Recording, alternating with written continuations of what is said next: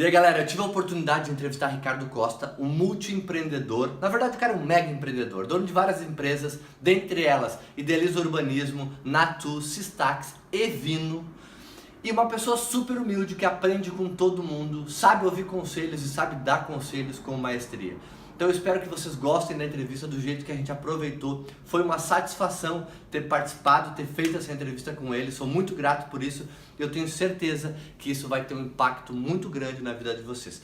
Curte ela que vale a pena cada minuto. Fechou? Abraço!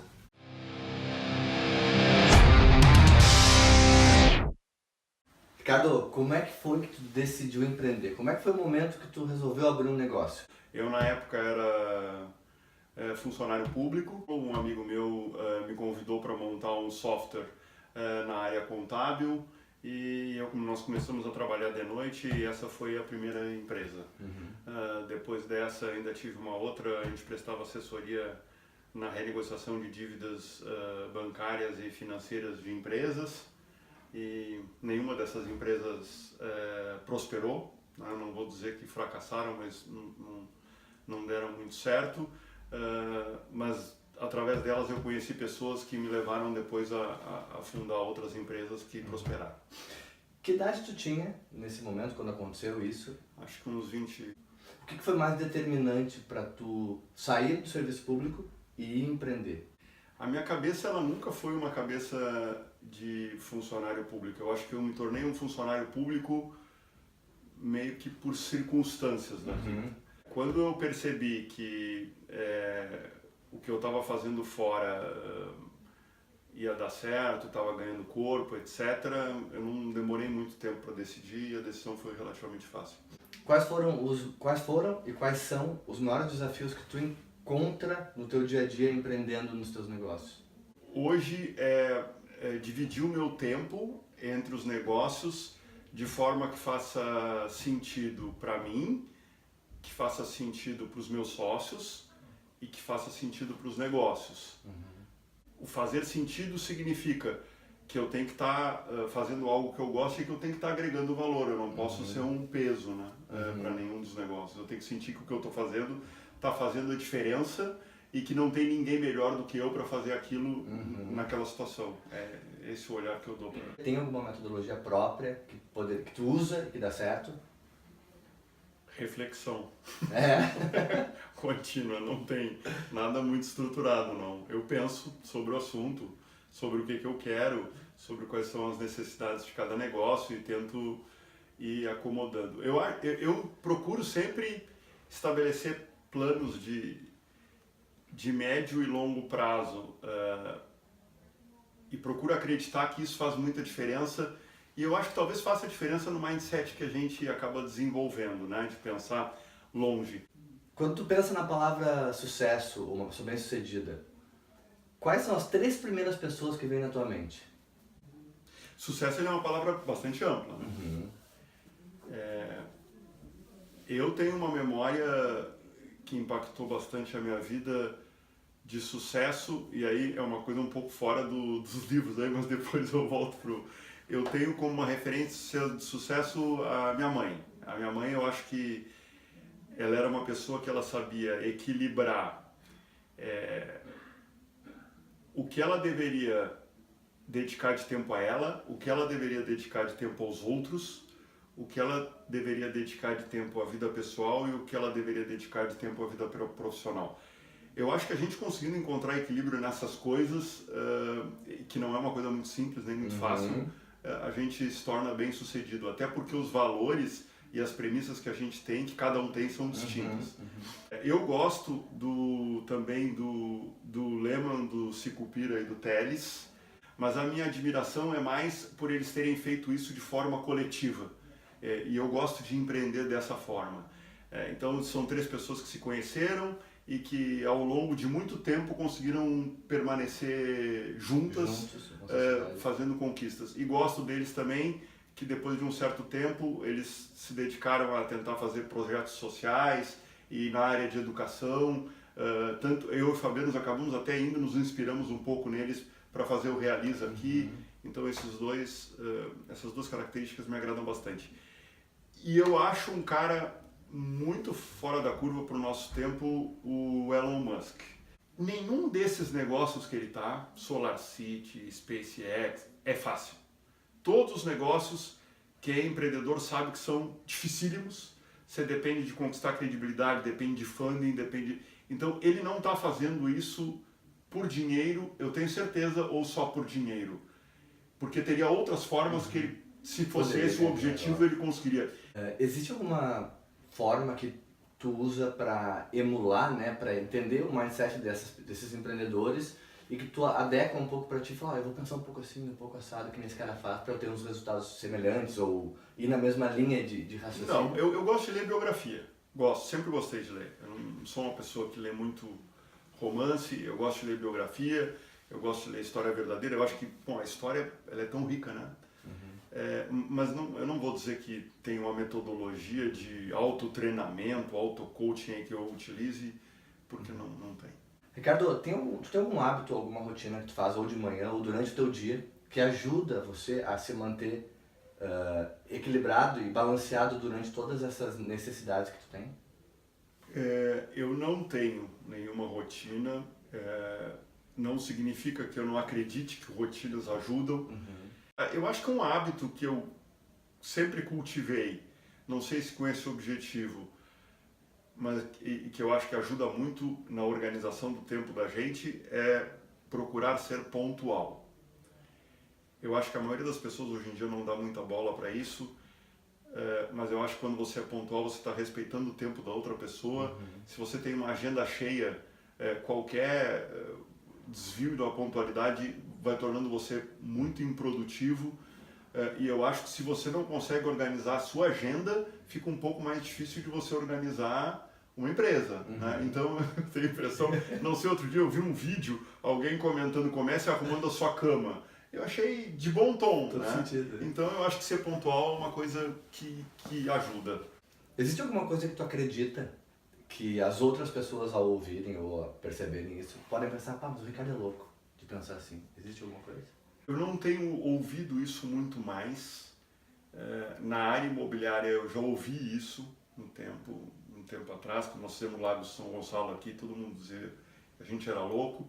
E depois, quando a gente fez, deu certo e veio para o UNA, já tinha menos gente que dizia que era louco. Mas eu não tenho muito... Porque, dependendo da forma, parece assim, os outros falam que a gente é louco, então eu estou certo porque eu sou um visionário e eles não estão enxergando, né? Eu não tenho muito esse olhar. Eu acho que a arrogância é o primeiro passo para o fracasso, né?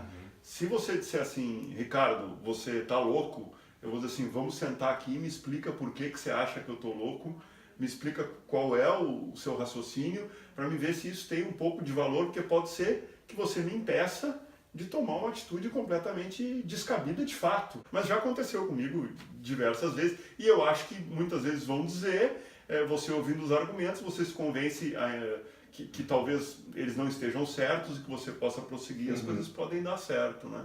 E quando você caminha nessa direção e dá certo, é até melhor, porque vai com um friozinho na barriga, com uma adrenalina. Eu acho que isso é a essência do empreendedorismo, né? Sim. Qual tu acredita que é o pior conselho que as pessoas dão para jovens empreendedores? Eu acho que os conselhos eles são sempre bem-vindos. Se forem de pessoas mais experientes ou mais velhas, devem ser ouvidos até, acho que mais atentamente, tem mais estrada. Eu acho que esse mix, eu tenho sócio mais velho que eu, né, o mais experiente, e tenho talvez sócios menos experientes, mas com potencial de ultrapassagem, digamos assim, né? E eu acho que esse mix ele é saudável. E eu acho que os conselhos, o filtro é nosso, né? Então, o conselho ele é sempre bem-vindo, né? Eu tenho que ter depois uma cognição ali para separar o que se aplica a mim e o que não se aplica. Se você pudesse voltar no tempo, lá com 21 anos, né, 25 anos, e ter uma conversa com o Ricardo daquele período, como é que seria essa conversa? Não sei o resultado dessa conversa. Eu acho que o que acontece aí, para ser sincero, é o seguinte, é um pouco...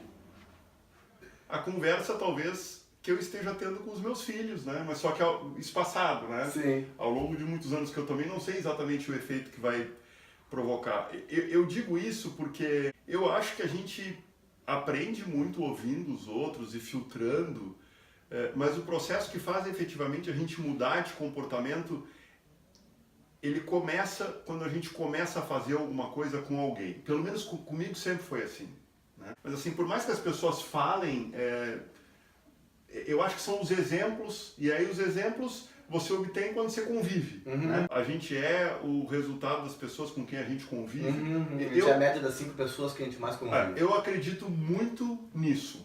Né? E eu acho que isso, de uma certa forma, já desmistifica a primeira parte. Né? Não é uma pessoa que... Claro que ela pode dar um conselho extremamente útil. Ontem eu fui almoçar, me deram um conselho que eu já apliquei hoje. Teria alguma coisa que o Ricardo diria pro Ricardo mais jovem lá, assim, Ricardo, não faz isso na tua trajetória e faz isso com mais intensidade? Eu olho muito no longo prazo. No longo prazo, para as coisas darem certas, você tem que se juntar com pessoas que partilhem de valores semelhantes aos seus, com capacidades complementares, tem que haver empatia. Talvez alguns dos negócios que eu fiz não tenham prosperado em virtude de eu não ter associado com as melhores pessoas, não que as pessoas fossem... não é nenhum demérito, eu estou dizendo que não combinavam com o meu estilo. Né? Hoje, quando eu vou olhar uma coisa, eu acho que muitas vezes é mais importante as pessoas que estão envolvidas. Isso, aliás, é um mantra lá de startup, né? Nos pitches lá, volta e meia, avaliam o quê? Avaliam as pessoas, porque eles sabem que é um processo de tentativa e erro. Se você tiver com pessoas que têm fit entre si, que combinam, vai chegar uma hora que elas vão descobrir um modelo e vão deslanchar. Então, eu acho que esse é um conselho que eu persigo hoje, e se eu tivesse sabido mais tempo, talvez eu tivesse economizado um pouco na minha trajetória. Qual comportamento que tu aprendeu em toda a tua trajetória de empreendedor, 1 ou 2 ou mais, enfim, fica à vontade para responder, que tu acredita que toda pessoa deveria pensar em adquirir isso, tanto para empreender, quanto para conviver dentro de uma empresa como colaborador ou como em qualquer situação? Tratar as outras pessoas de forma justa, da forma que você gostaria de ser tratado, tentar ser uma pessoa correta. Eu vou explicar o porquê, que eu acho que isso é tão relevante e eu acho que isso tem um efeito no longo prazo absurdo. Para empreender, você não consegue empreender se você não conquistar a confiança. Você só consegue empreender se você conquistar a confiança dos seus sócios, das pessoas que vão trabalhar com você, elas têm que confiar em você, das pessoas que vão comprar de você. Então, basicamente, está tudo estruturado em cima de confiança. Você só consegue conquistar a confiança das pessoas se você for confiável. Se você não for confiável, isso pode até dar certo, mas não vai dar certo durante muito tempo. Você hoje é empreendedor de mais de um tipo de segmento, certo? Como é que foi a hora que você partiu para empreender em outro segmento e como é que você gerencia o teu mindset para tratar com negócios diferentes? Então, isso não foi nunca algo muito estranho e que exigisse um esforço muito grande de adaptação minha. Agora, mais recentemente, eu tive contato com outras pessoas que também são empreendedoras e ficou ainda mais claro para mim que os negócios todos eles não são tão diferentes entre si. Eles são, aliás, muito similares. O que torna eles, em geral, bem-sucedidos ou mal-sucedidos é a gestão de pessoas.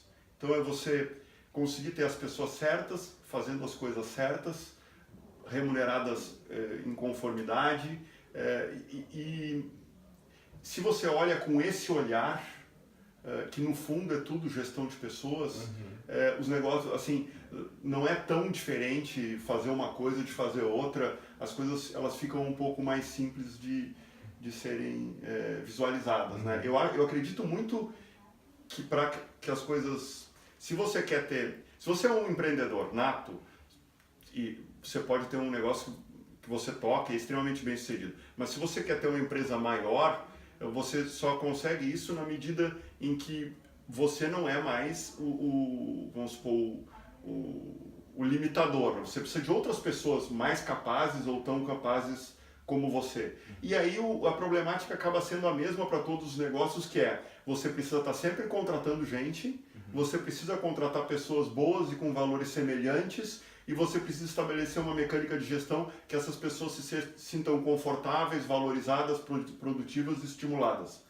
E isso, se você fizer, eu arrisco dizer que vai funcionar em qualquer negócio. Existe algum device ou aplicativo que te ajuda a vencer as rotinas de empreendedor? Existem o que a gente chama de dashboards, né? São essas ferramentas de BI lá, que aí você baixa. Aqui na Idealiza a gente tem uma, nas outras ventures eu tenho, que a gente consegue monitorar a performance do negócio. Isso ajuda muito. Mas eu acho que o app que funciona e que é antigo para melhorar a nossa produtividade, a nossa rotina, é o despertador. Você acordando cedo. Eu conheço pouca gente que acorda cedo que não vai longe. Se acordando cedo e começando a trabalhar, vai. Que horas você acorda?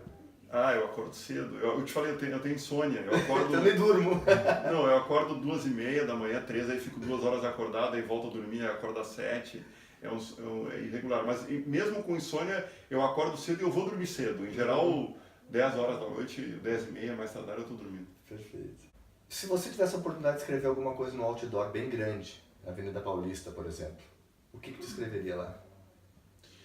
Eu escreveria, não olhe para o lado, olhe para frente. O objetivo do canal, Ricardo, é realmente inspirar as pessoas a empreender em todos os sentidos, né? Tanto abrir negócios quanto ter um comportamento empreendedor. Que mensagem tu mandaria para a nossa audiência que está nos assistindo? Eu acho que cada um, eu acho que tem que olhar para dentro de si. A gente não pode fugir da gente. No fundo, somos nós e nós, né? De manhã, de tarde e de noite. E a realidade do dia a dia, ela às vezes nos afasta da reflexão, né? Então eu acho que cada um tem que olhar para si. Eu procuro fazer isso, reavaliar valores, tentar entender o que a gente quer. E se a gente perceber que dentro da gente tem uma insatisfação, tem uma veia, uma vontade de fazer algo diferente, que a gente, do jeito que a gente está indo, a gente não está numa zona de conforto que a gente está olhando, a gente tem que sentir orgulho da gente. A gente tem que olhar para trás. Eu acho que a vida ela é curta, né? Então a gente tem que viver ela intensamente, né? Se relacionar com pessoas que valem a pena, dar valor a cada minuto, a cada hora, fazer coisas que motivem a gente. E isso é diferente para cada pessoa. E quem pode descobrir é cada um. Então eu acho que é isso. Eu acho que não tem uma regra, mas o conselho que eu daria é as pessoas pensarem bastante a respeito, porque gastar tempo com isso não é um tempo desperdiçado. Perfeito. Muito obrigado, tá? Valeu.